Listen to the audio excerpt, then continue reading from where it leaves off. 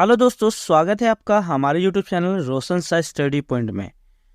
तो आज हम क्लास 12वीं का यानी कक्षा 12वीं का जो प्रैक्टिस पेपर के बारे में हम इसके अंदर डिस्कस करेंगे।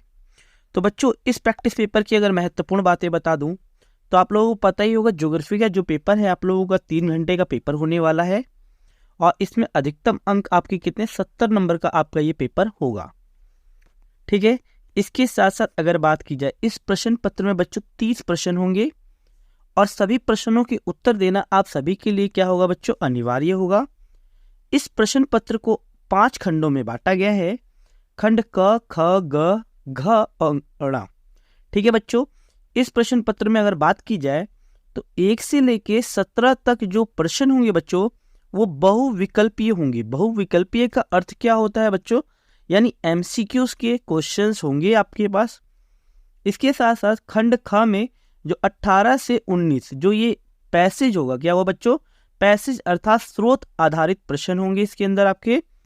ठीक है, इसके साथ साथ अगर बात की जाए आपका जो पेपर अगर बात की जाए 20 से 23 जो क्वेश्चन होंगे, यानी 20 से लेकर 23 नंबर जो क्वेश्चन होगा वो लघु उत्तरीय प्रश्न होगा बच्चों।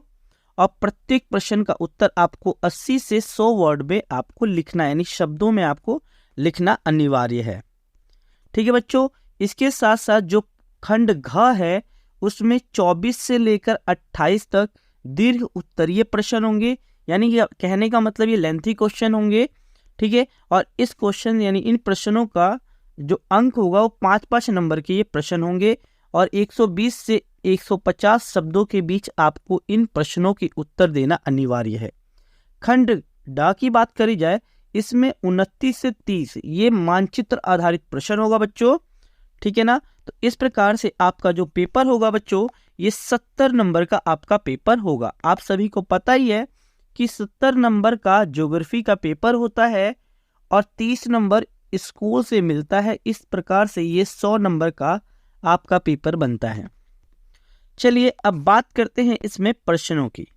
तो बच्चों हमारा जो पहला प्रश्न है, पहला प्रश्न हमारे सामने ये आता है कि पहला प्रश्न हमारा ये है कि निम्न में से कौन सा जनसंख्या की वृद्धि का घटक नहीं है।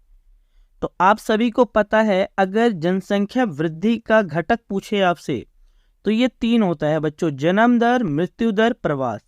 तो उत्प्रवास क्या है बच्चों, नहीं होता जनसंख्या वृद्धि का घटक। तो बच्चों इस प्रश्न का राइट आंसर है आपका उत्प्रवास। ठीक है, नेक्स्ट बात करते हैं भूमि पर। ठीक है बच्चों, भूमि पर लोग किस प्रकार वितरित हैं, यानी लोगों का क्या है बच्चों, अगर बात की जाए तो लोगों का फैलाव है, यानी भूमि पर लोगों का क्या है बच्चों, वितरण है। तो इस प्रश्न का उत्तर आपका ए बिल्कुल करेक्ट होगा। नेक्स्ट बात करते हैं बच्चों, ये आपके कथन वाले प्रश्न है तो इसको ध्यान से समझिएगा। तो इसमें प्रश्न ये बोल रखा है, अभिकथन दे रखा है, इसमें बोल रखा है वृद्धि समय के संदर्भ में परिवर्तन को इंगित करता है। ठीक है, हाँ ठीक है, ये परिवर्तन को इंगित करता है, इसका चिन्ह सदैव धनात्मक होता है। तो बच्चों नहीं, ये गलत है। ठीक है, वृद्धि सकारात्मक भी हो सकती है और नकारात्मक भी हो सकती है, यानी अभिकथन सही है और कारण क्या है बच्चों, गलत है। तो इस प्रश्न का उत्तर जो होगा बच्चों ये बी इसका आंसर सही होगा। कथन सही है और कथन दूसरा जो है वो सही नहीं है, तो बी इसका आंसर बिल्कुल सही होगा। नेक्स्ट बच्चों बात करते हैं कि वह प्रदेश जहां किसान केवल सब्जियों में विशेषज्ञता रखते हैं उस खेती को क्या कहते हैं। केवल सब्जियों में ही जो लोग क्या होते हैं काफी विशेष होते हैं, तो इस कृषि को क्या कहते हैं, तो इसे ट्रक फार्मिंग कहते हैं बच्चों। तो इसका आंसर ए आपका बिल्कुल सही होगा। ठीक है बच्चों, ट्रक कृषि या ट्रक फार्मिंग भी कहा जाता है। नेक्स्ट प्रश्न है बच्चों हमारा, आपको इसमें मिलान करना है। तो इसको अगर बात की जाए, देखो जो लौह उद्योग है तो लौह उद्योग एक खनिज उद्योग है पहली। दूसरा चमड़ा उद्योग बच्चों एक पशु आधारित उद्योग है। लाख आपने सुना हो, लाख की चूड़ियां जो बनती है, सुना है ना आपने। तो लाख जो पदार्थ होता है ये वृक्षों से निकलता है, तो ये वन आधारित उद्योग है। और वस्त्र एक क्या है, उपभोक्ता का सामान है जो क्या करते हैं उपभोक्ता यूज करता है। तो बच्चों इस प्रश्न का आंसर अगर देखा जाए तो इस प्रश्न का आंसर होगा, तो बच्चों इस प्रश्न का जो उत्तर होगा ये आंसर उत्तर सी आपका बिल्कुल सही होगा। तो नेक्स्ट प्रश्न की ओर बढ़ते हैं बच्चों। नेक्स्ट प्रश्न है कि इसमें आपको क्रम वाइज लगाना है, यानी उच्चतम जनसंख्या में क्रम वाइज इसको क्या करना है बच्चों, व्यवस्थित करना है। तो अगर बात की जाए, आप सभी को पता है कि अगर बात की जनसंख्या के बारे में बात की जाए, ठीक है ना, तो अगर इसका उत्तर होगा, जैसे कि इसका उत्तर है आपका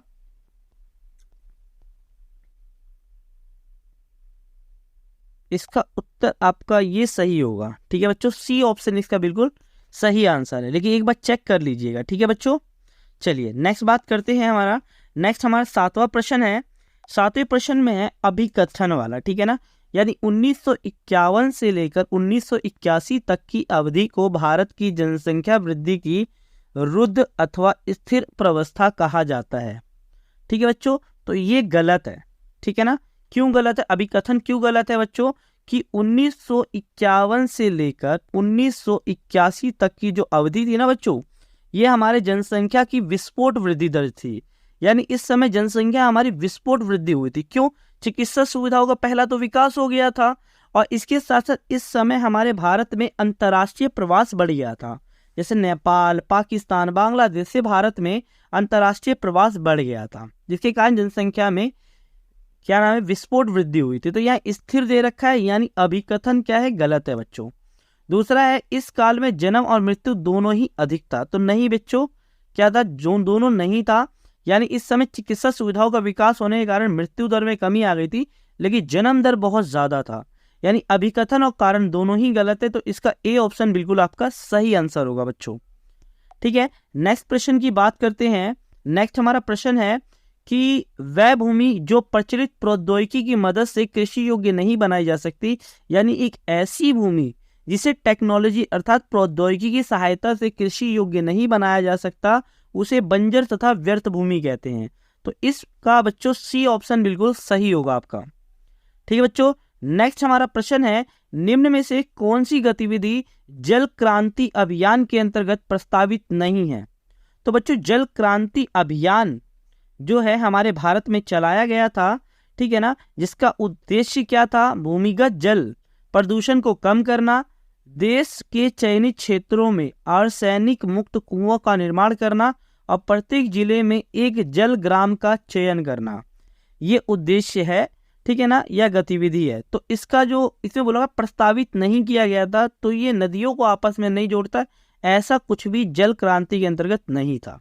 तो इसका आंसर ए आपका बिल्कुल सही होगा। नेक्स्ट बच्चों बात करते हैं। हमारा प्रश्न है कि हार्मोन समन्वित जनजाति विकास कार्यक्रम का आरंभ हुआ था पहली पंचवर्षीय योजना, चौथी पंचवर्षीय योजना, पांचवी पंचवर्षीय योजना और तीसरी पंचवर्षीय योजना। तो बच्चों इसका सी ऑप्शन आपका बिल्कुल सही होगा, क्योंकि ये 1975 में चलाया गया था, ठीक है बच्चों।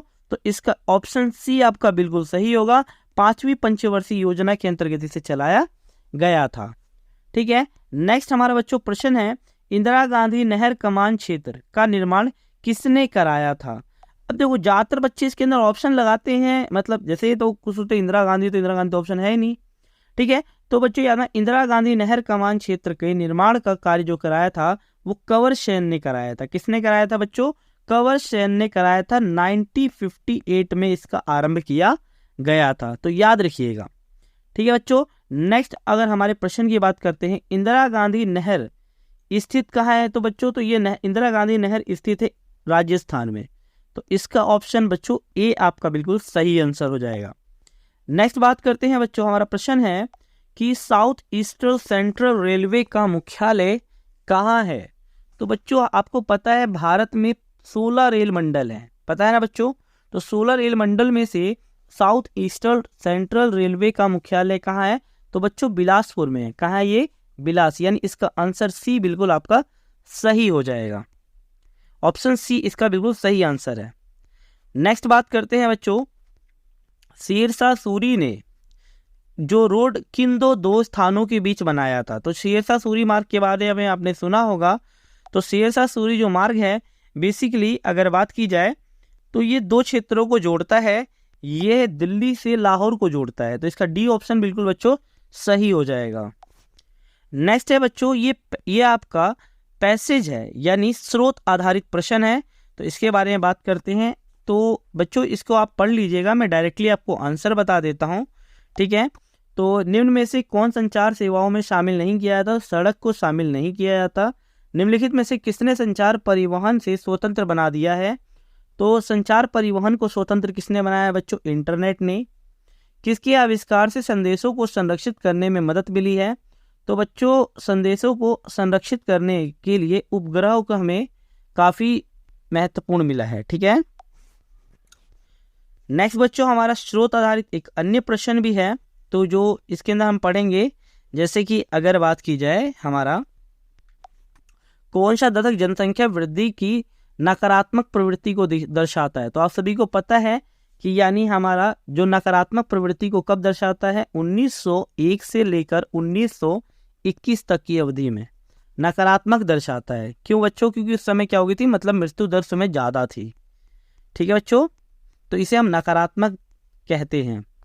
नेक्स्ट हमारा प्रश्न है, किन दो दशकों का उल्लेख कीजिए जिनमें दशकीय वृद्धि दर की लगातार गिरती प्रवृत्ति के रूप में दिखाया गया है? कौन सा दशक था जो बच्चों जनसंख्या थी जो लगातार क्या रही थी, उस समय गिर रही थी, ठीक है। तो उस समय किस समय गिर रही थी आपको पता है बच्चों? अगर बात की जाए जनसंख्या वृद्धि की हमारी अवस्था की बात की जाए तो पहली अवस्था 1901 से लेकर 1921 तक की थी।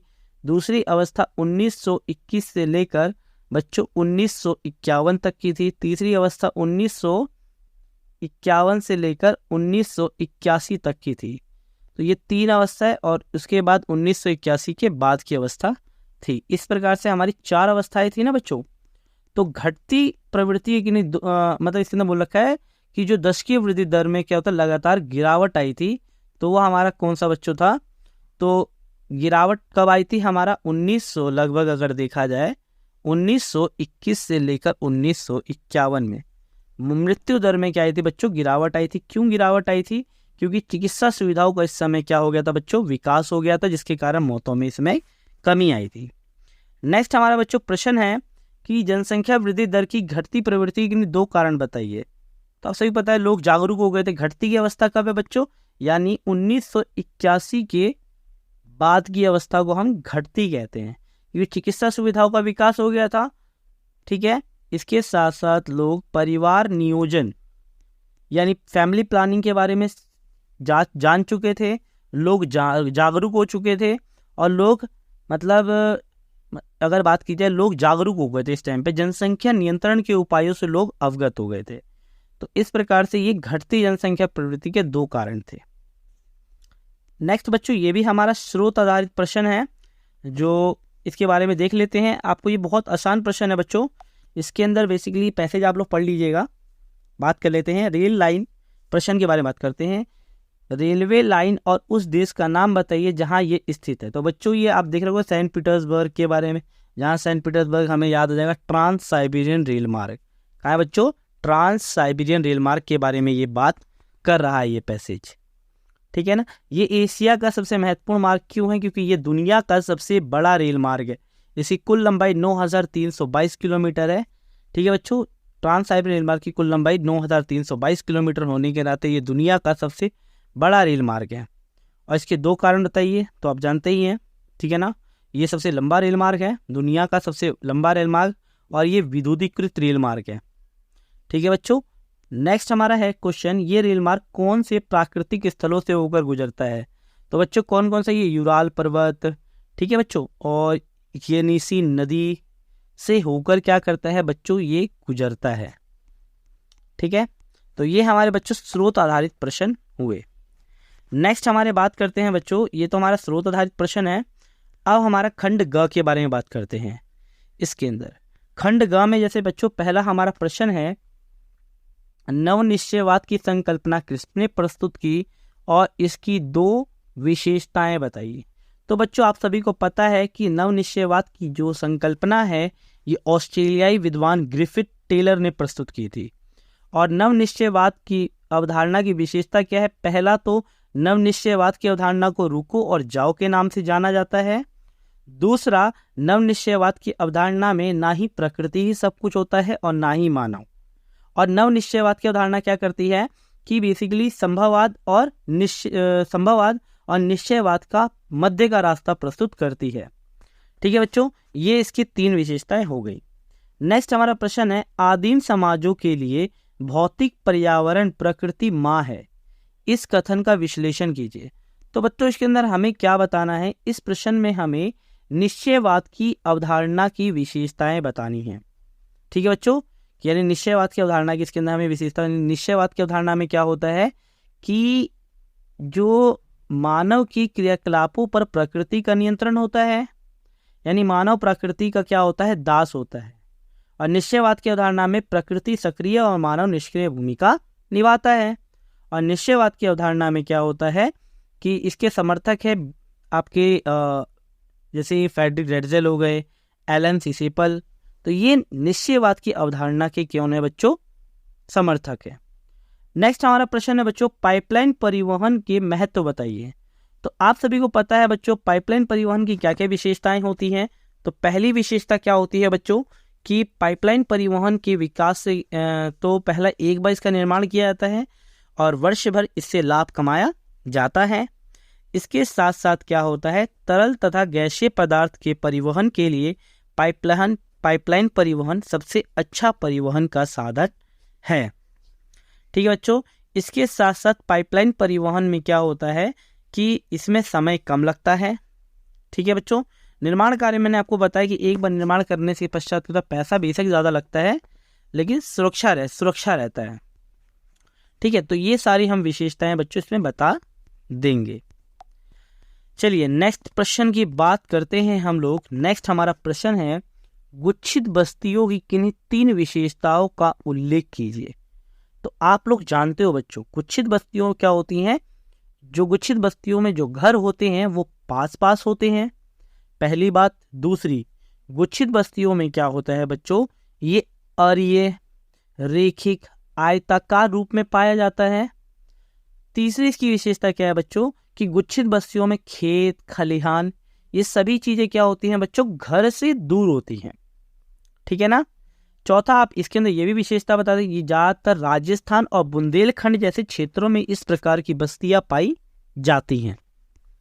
नेक्स्ट प्रश्न की बात की जाए बच्चों, परिक्षिप्त बस्तियां।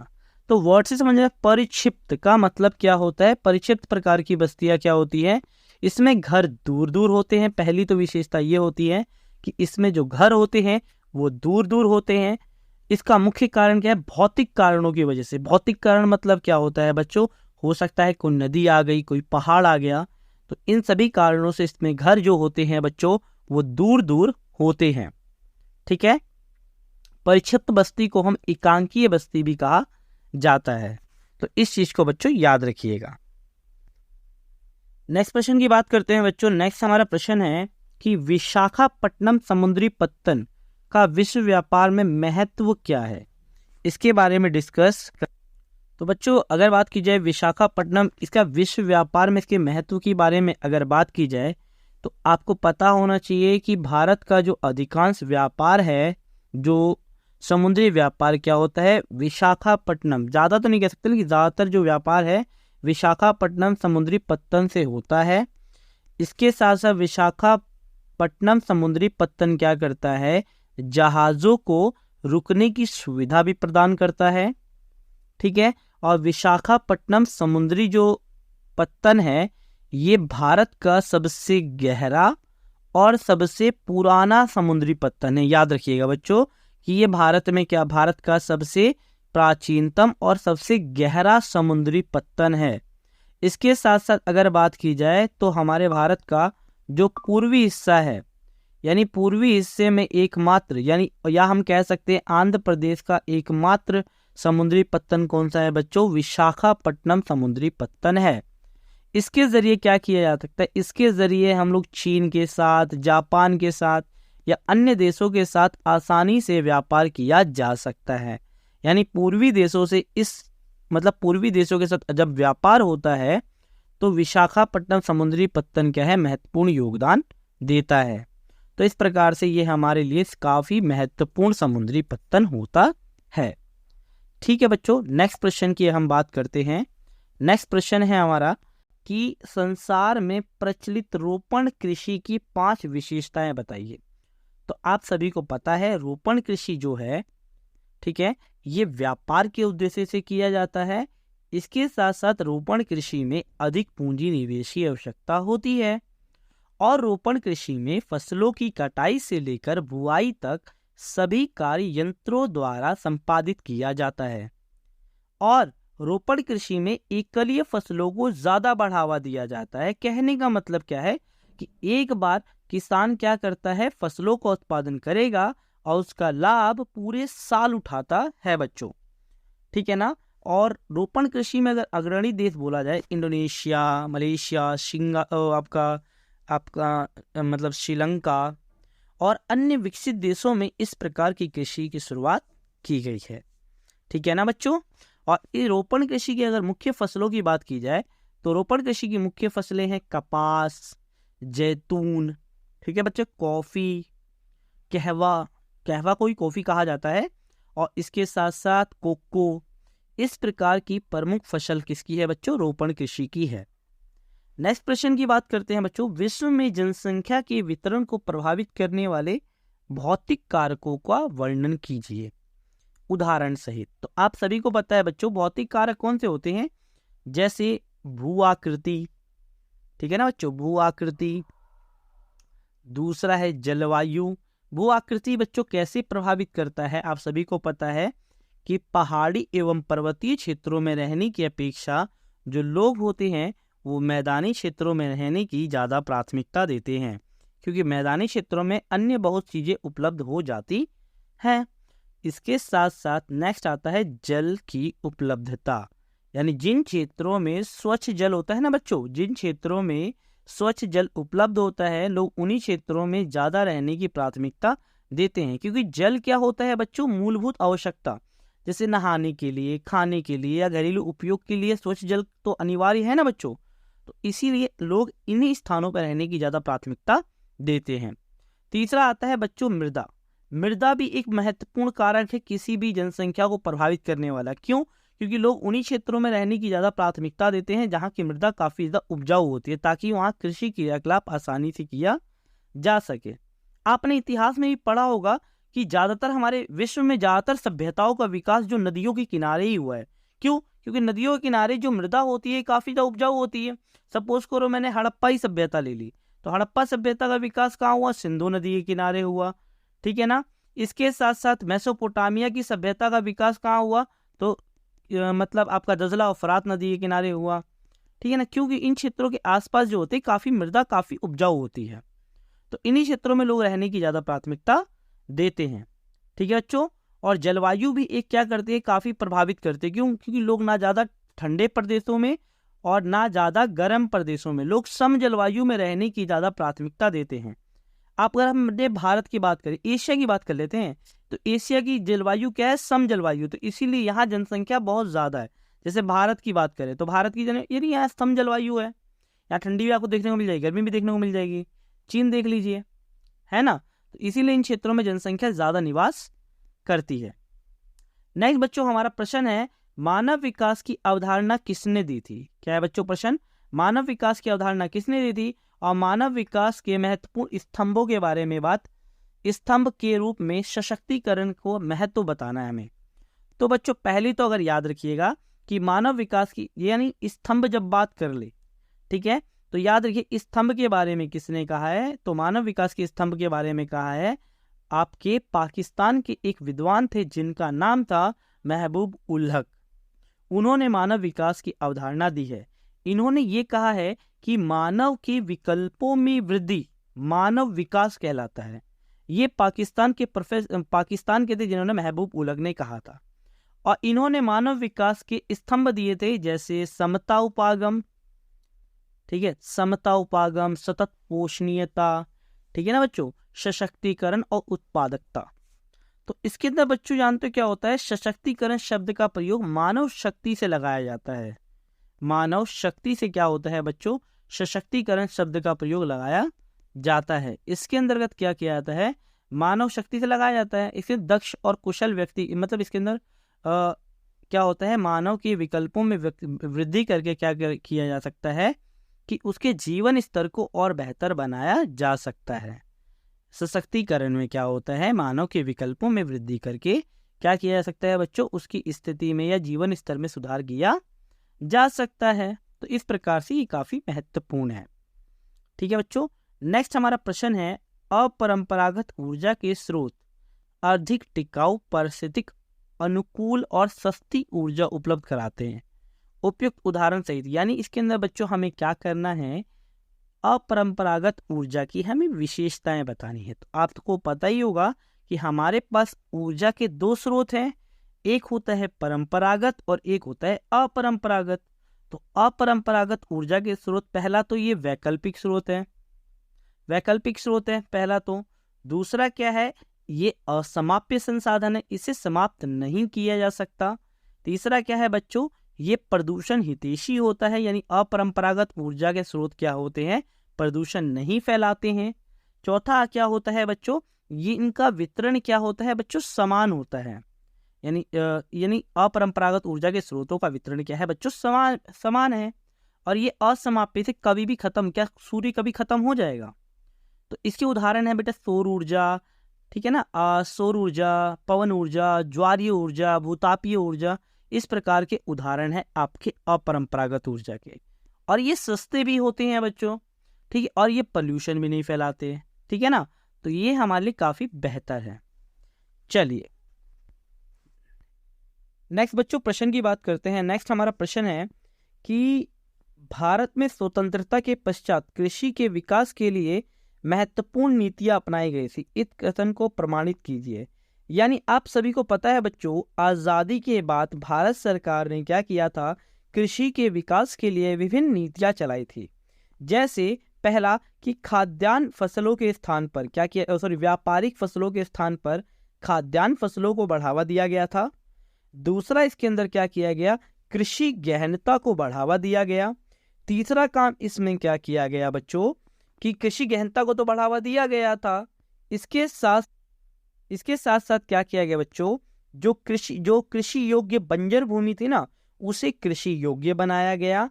और 1960 में केंद्र सरकार ने कुछ नीतियां चलाई, जैसे इसके अंदर क्या किया गया था बच्चों, गहन कृषि क्षेत्र कार्यक्रम और गहन क्षेत्र विकास कार्यक्रम। ठीक है बच्चों, गहन कृषि क्षेत्र कार्यक्रम, यानी दो कार्यक्रम चलाए गए थे बच्चों। जैसे पहला कार्यक्रम है IADP, यानी कृषि क्षेत्र विकास कार्यक्रम, गहन कृषि क्षेत्र कार्यक्रम, और दूसरा था गहन क्षेत्र विकास कार्यक्रम। ये दो नीतियां केंद्र सरकार ने बच्चों 1960 में चलाई थी। ठीक है बच्चों, तो इस चीज को आप लोग याद रखिएगा। ठीक है, तो ये सारे काम किए गए थे। इसके साथ साथ भारत सरकार ने कृषि के विकास के लिए, जैसे गेहूं और चावल की उपज को बढ़ाने के लिए जो बीज होते हैं ना बच्चों, वो बाहर से मंगाए गए थे। इसके साथ साथ सिंचाई सुविधा का विस्तार किया गया था, उच्च उत्पादकता वाले बीजों का प्रयोग भी इसमें किया गया था। तो ये सारे काम किए गए थे भारत सरकार द्वारा कृषि के विकास के लिए। चलिए बच्चों नेक्स्ट बात करते हैं। नेक्स्ट बच्चों हमारा प्रश्न है कि अंतर्राष्ट्रीय व्यापार के प्रवेश द्वार के रूप में भारतीय समुद्री पत्तनों की भूमिका का मूल्यांकन कीजिए। यानी इसके अंदर हमें बताना है कि अंतर्राष्ट्रीय व्यापार के प्रवेश द्वार क्यों कहे जाते हैं भारतीय समुद्री पत्तन। तो आप सभी को पता होगा कि समुद्री पत्तन, तो पहली बात तो समुद्री पत्तन क्या करते हैं, जहाजों को माल को उतारने और माल को ढोने की सुविधा प्रदान करते हैं। ये तो रही पहली बात। और आप सभी को पता है पत्तनों द्वारा भारत का अधिकांश व्यापार इन्हीं के द्वारा किया। इसके साथ साथ जो पत्तन होते हैं वो सामान को लाने, ढोने या क्या कहते हैं बच्चों, या इकट्ठा करने या भंडारण करने की सुविधा भी प्रदान करते हैं। कौन बच्चों, जो आपके पत्तन होते हैं। इसके साथ साथ पत्तन की एक अन्य विशेषता ये होती है कि पत्तन क्या करते हैं, बेसिकली अगर किसी जहाज में कोई दिक्कत हो जाए तो ये क्या करते हैं, तो यहाँ इंजीनियर्स होते हैं, उपलब्ध होते हैं, तो वो इसको यहाँ ठीक कर सकते हैं। तो इस प्रकार से हम कह सकते हैं कि जो पत्तन होते हैं ये महत्वपूर्ण भूमिका निभाते हैं अंतर्राष्ट्रीय व्यापार के लिए, ठीक है ना। इसीलिए क्या कहा जाता है, पत्तनों को अंतर्राष्ट्रीय व्यापार का प्रवेश द्वार भी कहा जाता है, ठीक है बच्चों। नेक्स्ट हमारा अगर बात की जाए, नेक्स्ट हमारा प्रश्न है, तो बच्चों अगर बात की जाए कि भारतीय रेल की कार्य क्षमता और गुणवत्ता को बढ़ाने के लिए भारत सरकार ने कौन कौन से कदम उठाए हैं, तो बच्चों पहला कदम क्या उठाया गया है कि भारतीय रेलवे को 16 रेल मंडल में बांटा गया है। पहला क्या किया गया बच्चों, भारतीय रेलवे को 16 रेल मंडलों में क्या किया गया बच्चों, बांटा गया है, ठीक है ना। दूसरा इसके अंदर क्या किया, रेल मार्ग जो होते हैं ना बच्चों, रेल मार्गों को दोहरे मार्गों में बदला गया है, यानी क्या किया गया है, रेल मार्गों को दोहरे मार्गों में बदला गया है। तीसरा बच्चों क्या काम किया गया है कि कंप्यूटरीकृत आरक्षण की व्यवस्था की गई है। कंप्यूटरीकृत आरक्षण का मतलब क्या होता है कि अब ज़्यादातर काम ऑनलाइन ही हो जाता है, टिकट तो ऑनलाइन ही बुक हो जा रही है ना बच्चों, तो क्या किया जा रहा है, कंप्यूटरीकृत आरक्षण की व्यवस्था की गई है। इसके साथ साथ जो आपका वाष्पीकृत इंजन था, यानी जो स्टीम इंजन के स्थान पर क्या किया गया है बच्चों, डीजल या विद्युत चालित इंजन का प्रयोग किया गया है, ठीक है। और ये सारे काम किए गए हैं भारत सरकार द्वारा, जिससे क्या किया जा सके, रेल की कार्य क्षमता और उनकी गुणवत्ता को बढ़ाया जा सके, ठीक है बच्चों। नेक्स्ट अगर बात की जाए, नेक्स्ट हमारा अब बात करते हैं बच्चों कि नमामि गंगे कार्यक्रम के महत्व या उद्देश्य बताइए। तो बच्चों आप लोगों को याद रखना है कि जो नमामि गंगे जो कार्यक्रम है ये केंद्र सरकार द्वारा चलाया गया है कि गंगा नदी के प्रदूषण को कम करने के लिए, ठीक है ना। इस कार्यक्रम का उद्देश्य क्या है, पहला तो जो शिविर होता है ना बच्चों, शिविर से आने वाले जो भी पदार्थ होते हैं, जो पानी होता है, उसको रोकना है। दूसरा क्या है, नदियों का विकास करना है। तीसरा इसका उद्देश्य है कि नदियों के तल, यानी गंगा नदी के जो तल है उसको साफ करना है। चौथा नमामि गंगे का उद्देश्य क्या है बच्चों, कि गंगा नदी के आसपास वृक्ष लगाना है, ताकि क्या किया जा सके, जैव विविधता की रक्षा की जा सके। और इसके साथ साथ उद्योगों से निकलने वाला जो औद्योगिक कचरा, ठीक है ना, गंगा नदी में प्रवाह न हो, इसकी निगरानी रखना है। इसके साथ साथ जो मतलब आपके जो अविशिष्ट पदार्थ होते हैं, चाहे वो धार्मिक क्रियाकलाप वाले पदार्थ क्यों ना हों, उन पदार्थों को नदियों में प्रवाह ना करना इसका उद्देश्य है। तो इन सभी उद्देश्यों से नमामि गंगे कार्यक्रम केंद्र सरकार द्वारा बच्चों चलाया गया था, एक महत्वपूर्ण कार्यक्रम था, ठीक है बच्चों।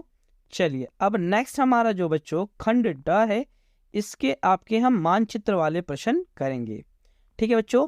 तो इसमें जरा आप ध्यान दीजिएगा। तो ये 5 नंबर का प्रश्न है। पहला है, एशिया का एक अंतर्राष्ट्रीय वायु पत्तन का नाम बताइए। तो बच्चों इसके अंदर हमें क्या करना है बच्चों, पहला तो हमें मैप देखना है, ठीक है बच्चों। अगर मैप में देखेंगे तो मैप में देखिए एशिया, तो इसमें बोल रखा है एशिया का एक अंतर्राष्ट्रीय वायु पत्तन का नाम पूछा है। तो बच्चों ये ए है, तो इधर क्या है बच्चों, हमारा है अदन। क्या नाम है बच्चों, अदन। तो एशिया का एक प्रमुख वायु पत्तन कौन सा है बच्चों, अदन, याद रखिएगा। नेक्स्ट प्रश्न देखते हैं। नेक्स्ट प्रश्न बच्चों है, नेक्स्ट प्रश्न है हमारा, लाल सागर और भूमध्य सागर को मिलाने वाली नहर कौन सी है। तो आपने पढ़ा होगा बच्चों, लाल सागर और भूमध्य सागर को मिलाने वाली एकमात्र नहर कौन सी है बच्चों, तो ये है स्वेज नहर। कौन सी है बच्चों, ये कौन सी नहर है, स्वेज नहर है, जो मिस्र देश में स्थित है। कहाँ है बच्चों, और 85 मतलब इसे क्या किया गया था, मतलब ये मिस्र देश में स्थित है, जो 160 किलोमीटर लंबी ये क्या है बच्चों, नहर है, जो लाल सागर को भूमध्य सागर से जोड़ता है। तो ये बी जो ऑप्शन है बच्चों, यहाँ आएगा आपका स्वेज नहर। नेक्स्ट प्रश्न की बात करते हैं। नेक्स्ट हमारा बच्चों प्रश्न है कि उत्तर अमेरिका का एक प्रमुख समुद्री पत्तन का नाम बताइए।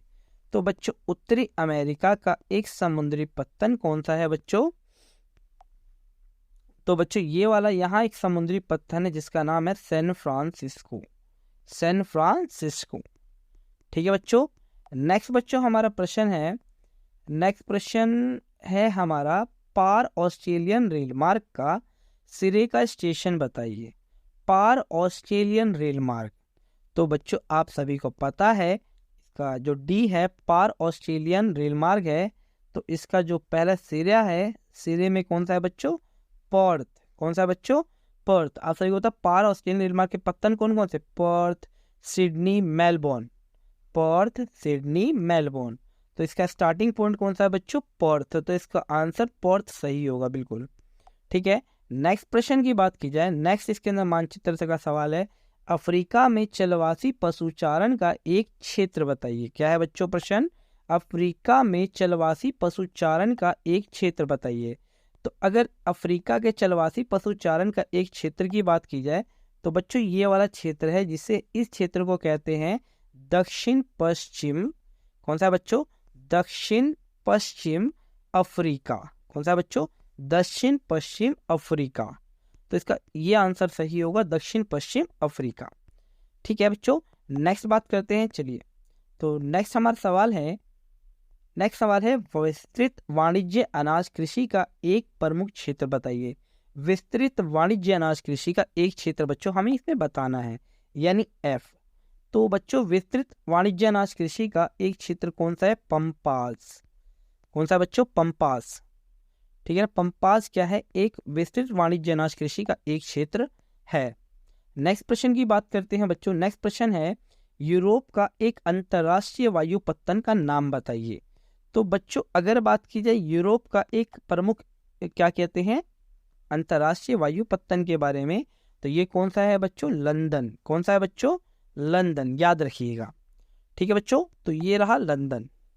ठीक है। तो ये तो रहा बच्चों हमारे विश्व का मानचित्र। अब बात करते हैं भारत का मानचित्र। तो देखिए बच्चों पहला हमारा प्रश्न है, सर्वाधिक जनसंख्या घनत्व वाला राज्य। तो बच्चों याद है कि सर्वाधिक जनसंख्या घनत्व वाला राज्य कौन सा है? हमारा बिहार है। कौन सा है बच्चों? बिहार सर्वाधिक अधिक जनसंख्या घनत्व वाला राज्य है। नेक्स्ट प्रश्न है बच्चों कि उच्चतम नगरीय स्तर वाला राज्य कौन सा है? तो ये आपका तमिलनाडु है। कौन सा बच्चों? तमिलनाडु। याद रखिएगा कि तमिलनाडु उच्च स्तरीय नगरीकरण स्तर वाला राज्य है। नेक्स्ट बच्चों हमारा मानचित्र का प्रश्न है, जूट का अग्रणी राज्य। तो जूट का अग्रणी राज्य कौन सा है बच्चों? वेस्ट बंगाल इसका सही आंसर है। ठीक है, वेस्ट बंगाल यानी पश्चिम बंगाल। नेक्स्ट प्रश्न है बच्चों हमारा कि कोरापुट बॉक्साइट की खान कहाँ है? तो ये उड़ीसा में है बच्चों। कहाँ है बच्चों? ये उड़ीसा में है। तो याद रखिएगा उड़ीसा में इसका सही आंसर है। झरिया। नेक्स्ट क्वेश्चन क्या है बच्चों? झरिया कोयले की खान कहाँ है? तो झरिया कहाँ है बच्चों? झारखंड में है। तो इसका झारखंड बिल्कुल सही आंसर होगा बच्चों। नेक्स्ट हमारा प्रश्न है कि मंगलोर समुद्री पत्तन कहाँ है? तो बच्चों मंगलोर कहाँ है? आपका कर्नाटक में। कहाँ है बच्चों? कर्नाटक इसका बिल्कुल सही आंसर होगा। नेक्स्ट हमारा प्रश्न है, पंजाब में स्थित एक समुद्री वायु पत्तन का नाम बताइए। तो बच्चों पंजाब में दो है, एक तो अंतर्राष्ट्रीय अगर वायु पत्तन की बात की जाए दो है, एक है अमृतसर, ठीक है बच्चों, और एक है राजासासी। क्या है बच्चों? राजासासी। ठीक है, पंजाब में राजासासी क्या है बच्चों? एक समुद्री पत्तन है राजासासी। याद रखिएगा। ठीक है बच्चों, तो ये हमारा इंडिया वाला मैप कुछ इस प्रकार से आएगा। ठीक है बच्चों, इस सैंपल पेपर के हमने सभी महत्वपूर्ण प्रश्नों को हमने डिस्कस कर लिया है। तो बच्चों अगर वीडियो अच्छी लगे तो वीडियो को लाइक शेयर एंड सब्सक्राइब जरूर करें। धन्यवाद।